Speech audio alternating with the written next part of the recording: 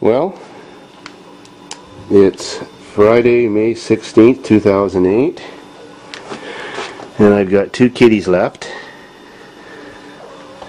And this is the one that was hurt. She's getting better. How are you doing? Still having a bit of trouble breathing. And what are you doing?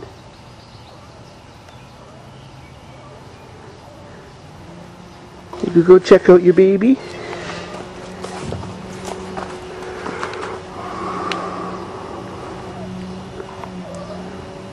What are you doing under that Datsun? Evil lurking critter. Everybody's coming to see the action.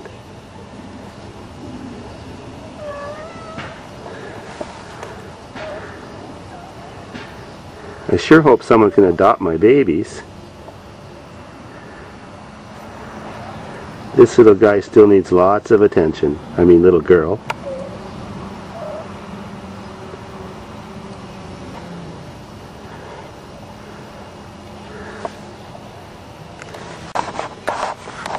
Oh, you snuggly thing.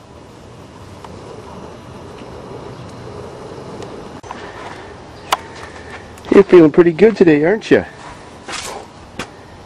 Here's your sister.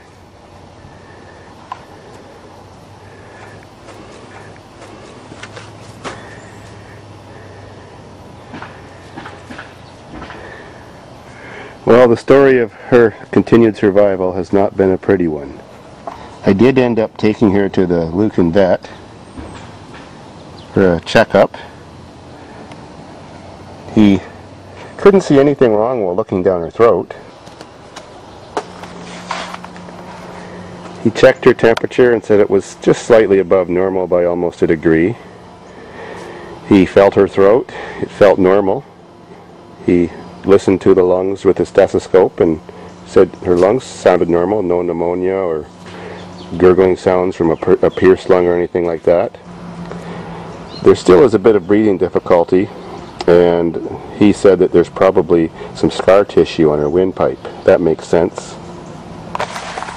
But now the ugly part. 4 times a week ago she died again. Twice while she was just walking around and being sociable and playing with her mother and her sister. They play attacked her, as they often do.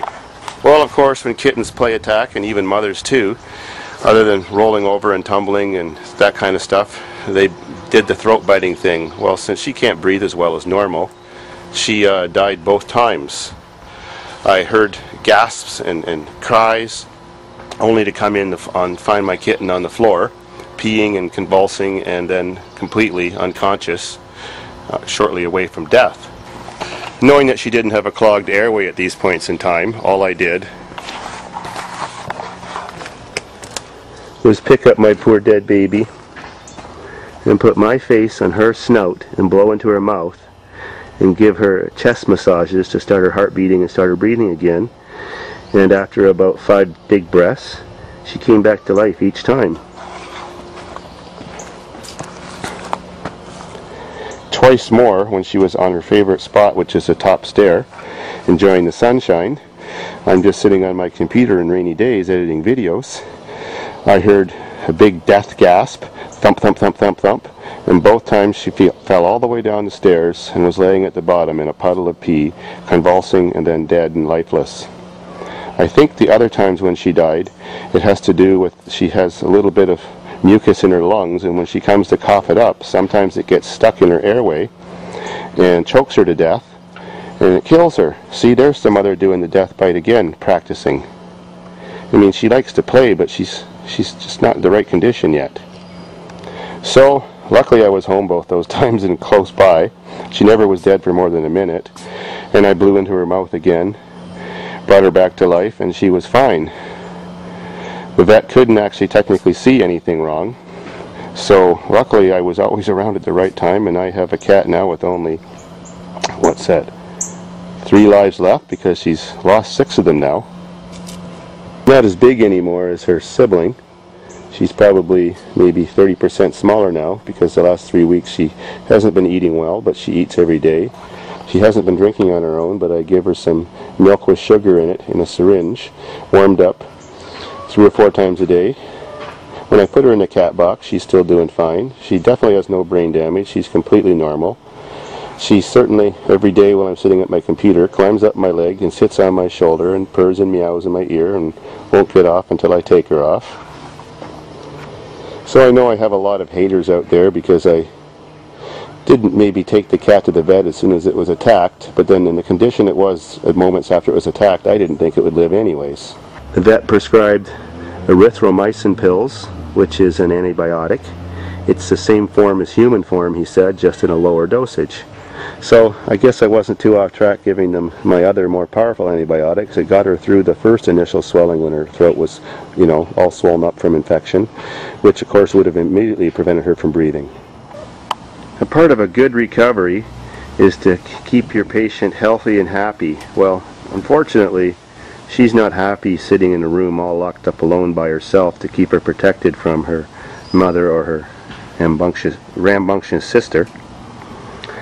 So I spend a lot of time with her, and of course had to let her come out and socialize and sit at the top of the stairs and just be, you know, just be with the kittens she wants to be with and be with the people she wants to be with. And I think even though there was some risk involved, that's helped make her recover.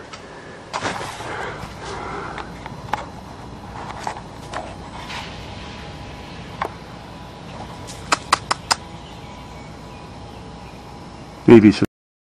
And I'm enjoying myself outside fixing lawnmowers and the sort. Lots of stuff to work on. So I thought I'd bring my kitties out so I can supervise them while I'm out here trying to make a buck. You know, May 2 for a weekend, that stands for 24. But that's how much you get in a box of beer.